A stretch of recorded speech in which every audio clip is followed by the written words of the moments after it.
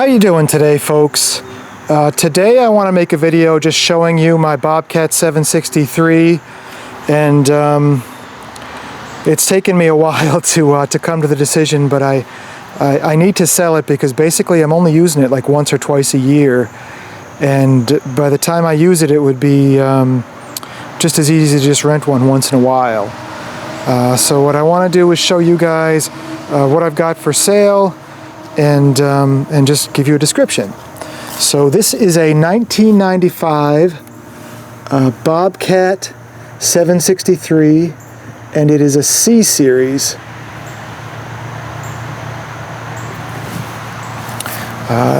It's got the longer wheelbase. The 763 as opposed to the 53 has a longer wheelbase. So this machine, and it also has, when I bought it, they installed the additional weight kit.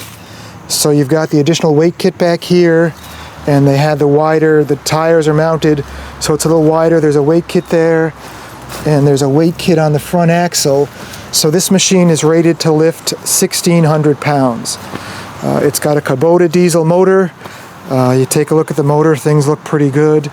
And you know, the last time I served it was April of 16 with 1,027 hours. And I don't think you're going to see much of a difference in the hours when you go and show you the cab. The last battery looks like it was 2016.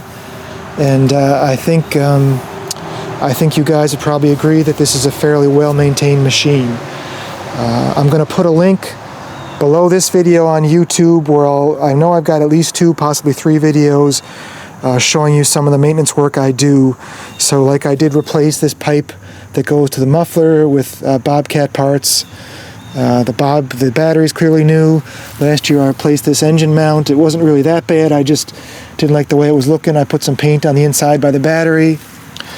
I did replace something called the bucket positioning valve. There's a video about that as well, probably 3 or 4 years ago. But you know, this looks like a brand new engine to me. So here's your Kubota diesel engine. Before we climb into the cab, I just want to show you, here's your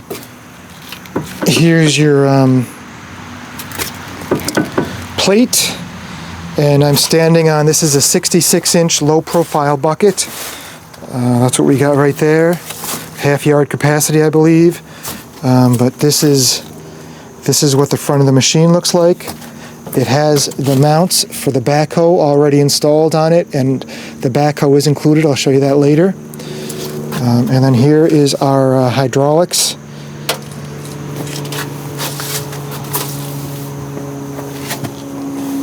And then here's what the inside of the cab looks like before I get in.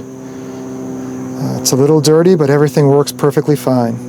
Okay, now we're seated in the cab, and I just want to show you the hours on the machine are 1,043.4, and I think the filters were 1,027 last time I changed them, and that was April of last year, and it's now September, so you know the machine's not being used a lot. So you've got your battery gauge, you've got your fuel gauge, and then that would be your coolant temperature, and then you've got your hydraulic control over here. Very simple. You press it once to have temporary hydraulics, and I think another time, and when you push the button it locks the hydraulics on, and then you push it the third time to turn the hydraulics off. And then on this side we've got the headlight switch, and we've got the headlight switch, and then these are the glow plugs, and then you've got a couple dummy gauges, and I think one is hydraulics. Honestly, I'm not even sure what these dummy gauges are. I've only seen one of them once, and I forget what that was for, but and then you've got something called traction lock override. But let me go ahead and start it and just have a listen to what she sounds like.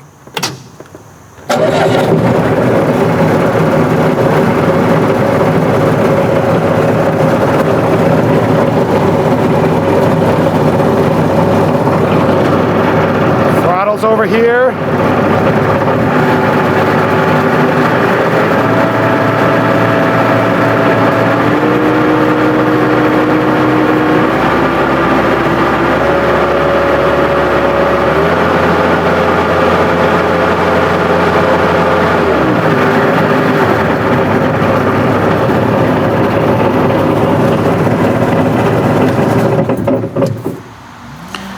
So that is a brief. Oh, and this one is old enough where you've got just basic foot pedals.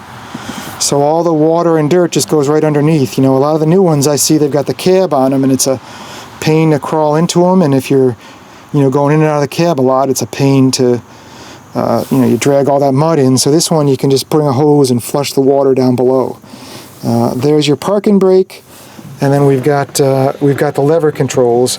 So each lever controls a side, and then this one is, if you, let's see, to turn the hydraulics on, you squeeze this trigger, and then if you want to just temporarily move the hydraulics, you move this trigger.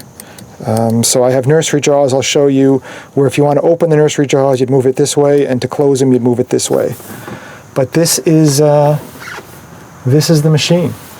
And there's, I don't know if you can read that or not, but that says 66 low profile, manufactured by Melro Company. So the next thing I'm going to include with this package is a landscape rake 5B, and I bought this in '05. It was one of the ones that Bobcat will rent their equipment out for like a year and then they'll sell it. So I bought it in '05, and it was a little over $5,700. And this is a Bobcat landscape rake. So we got the quick attach plate there. And it's, you know, it's very gently used. Back in the day, things were so busy that you couldn't rent one of these when it was seeding season. So I picked this guy up. But,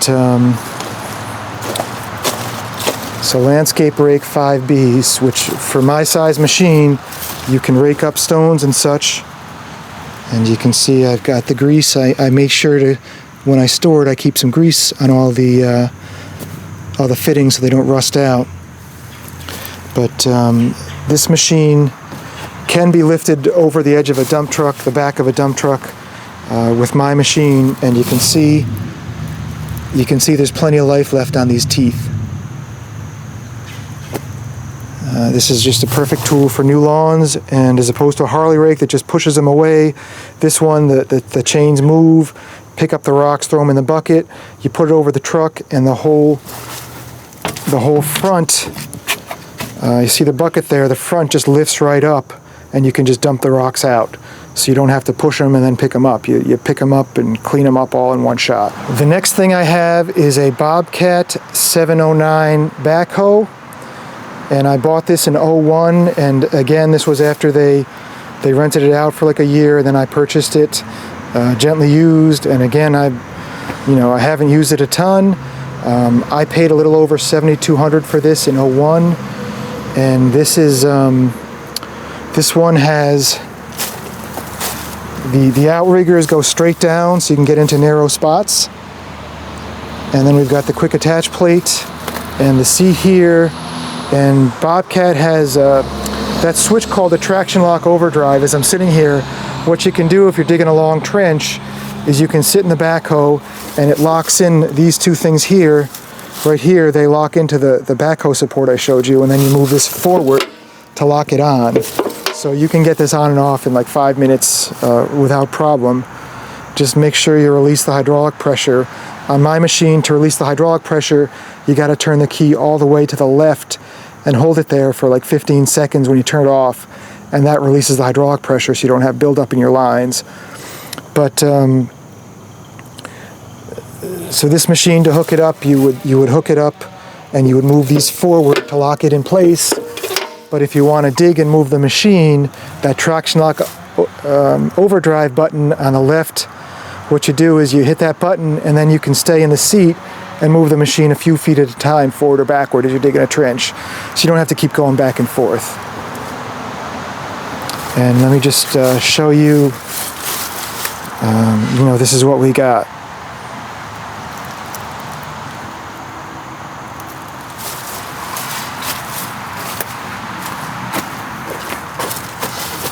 And again, I try to keep things I store well greased so we don't get rust where it doesn't belong.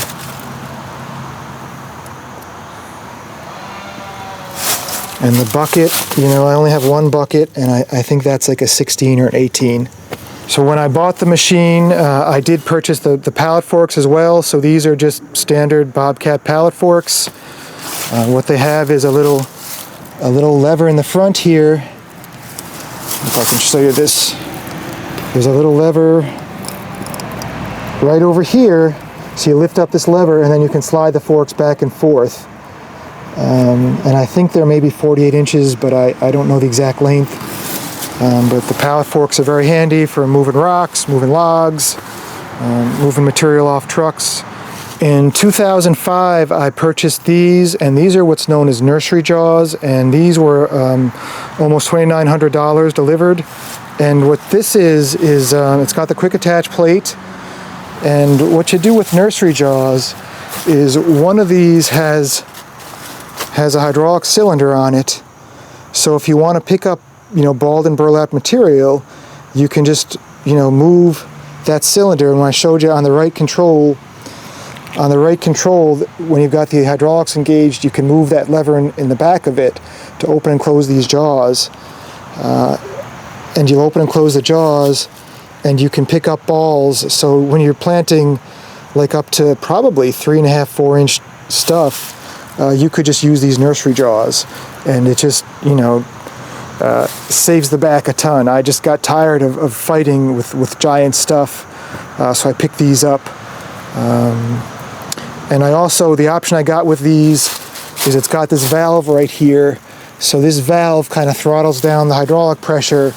So even if the machine is running fast, it'll cut back the hydraulic pressure so the jaws swing slowly, as opposed to if you didn't have that valve there, they would really fly back and forth. So these are Nursery jaws by DPM Inc. And I just had those trucks shipped out to me. And this here is actually designed so if you're picking up a balled and burlap tree, you can just lean it back. And this tool has done very well for me, where I've had jobs where I was planting like 10, 12-foot spruce trees. I think I have a video years ago on my channel where I was using this guy to take them off the truck. And, one man can do it if need be, but it just makes the job of planting big balled and burlap stuff so much more enjoyable as opposed to just manhandling, these spiky trees. The last thing I want to show you is this trailer, and this is a custom trailer. I bought it when I bought the machine. It was a little over $3,000 back then, and this is steel from 1996 when I bought the machine. So, this is quality steel from back in the day. So, I don't know if you guys can read this or not. The curb weight is 2,200 pounds. The max load is 7775. And it's 4T162CE SBT. And you see here, it's date 1/1896 was when it was made. So this will handle the Bobcat with the backhoe on it. And what I've done is I installed this basket on it, and then I had somebody else install this heavy-duty jack, so you can store the Bobcat on the trailer and jack it off the truck easily without fighting with it. And then it's got the RV style plug on it. I'm sure you can get an adapter if you have a different style plug.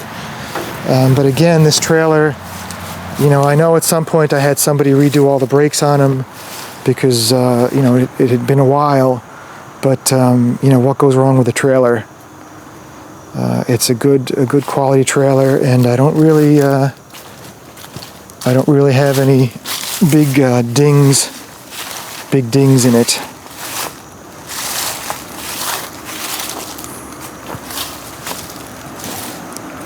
What I do is it has these chains, and one time the chains came off. So whenever I hook up my chains, I'll use a bungee cord. I'll hook the chains up and just use a bungee cord just around the back there so that this doesn't fly off if you're driving down the highway or something. And then you've got, you've got your D-rings here, and there's one in the front as well to hook up the machine.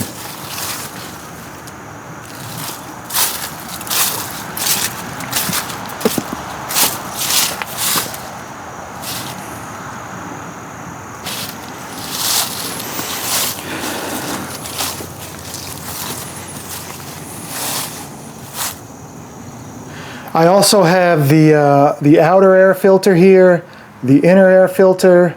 This is the hydraulic filter, and then this is the fuel filter, and these are Bobcat parts. If I don't get to putting them on before you buy it, you're welcome to take those with you. And then I've got a little bit of hydraulic fluid as well, and some random spare parts for the Bobcat. So that's my Bobcat, and it's a, you know, again, it's a beautiful machine. If I was using it more, if I had a bigger piece of property, I'd hold on to it. There's nothing like wrong with it. That, you know, that's not the reason I'm selling it. I just keep getting tired of kind of tripping on it as I'm walking around the yard. It's a great machine. It's got a ton of life left in it. So that's what we got. I'm looking to get 20,000 for the whole package. So if anybody sees this stuff, if you followed me on YouTube, you know how I take care of my stuff, and you know, $20,000 and you can have the whole package if you're starting a landscape company, or maybe you're buying a house. You've got all the tools you need right there to work on your house. So if you're interested, go to my website at landdesigns.com, and my contact info is there. And thanks for watching. We'll see you soon, folks. Bye-bye.